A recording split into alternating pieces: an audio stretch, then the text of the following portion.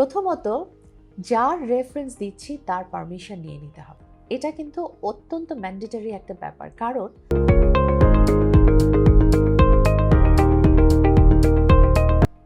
এখানে আসলে two schools of thought আছে।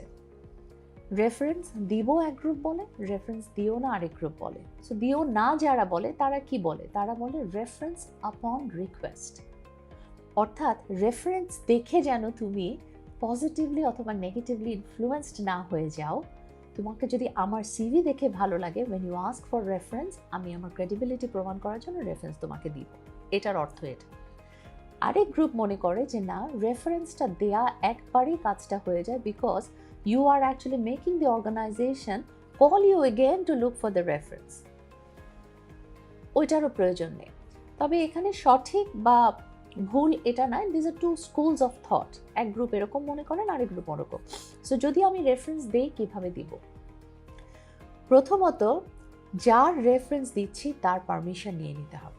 এটা কিন্তু অত্যন্ত ম্যান্ডেটরি একটা ব্যাপার, কারণ বড় বড় অর্গানাইজেশন, ধরেন আপনি এখন ওয়ার্ল্ড ব্যাংকে অ্যাপ্লাই করলেন বা ইউএনএ অ্যাপ্লাই করলেন বা কোনো একটা এমবেসিতে অ্যাপ্লাই করলেন বা ডেভেলপমেন্ট এনজিওগুলোতে, ওরা কিন্তু ফোন করে অথবা ইমেইল করবে।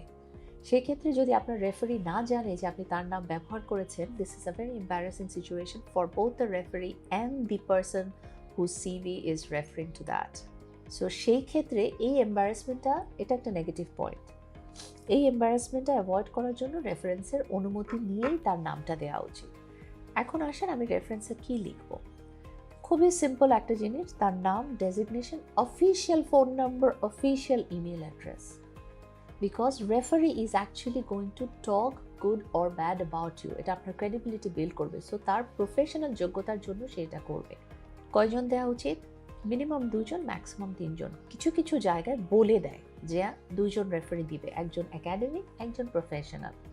একাডেমিক দিলে কারটা দেওয়া উচিত? যে কোনো একজন শিক্ষকের না, যে আপনাকে পড়িয়েছে এবং কনফিডেন্টলি আপনার সম্পর্কে কথা বলতে পারবে, সেরকম একজন রেফারির নাম দেওয়া উচিত। আর প্রফেশনাল হলে আপনি লাস্ট যার সাথে কাজ করেছেন তার নামটা দেওয়া উচিত, যাতে করে ইমিডিয়েটলি সে বলতে পারে আচ্ছা ও আমার কাছ থেকে কাজ করেছে। তবে এখানে একটা কশন আছে, যে এখন যদি আপনি কোনো অর্গানাইজেশন ছেড়ে আরেক অর্গানাইজেশনে যান এবং খুব সুন্দর একটা সম্পর্ক রেখে না যান, তাহলে কিন্তু তাদের নাম রেফারেন্সে দেওয়া ঠিক হবে না।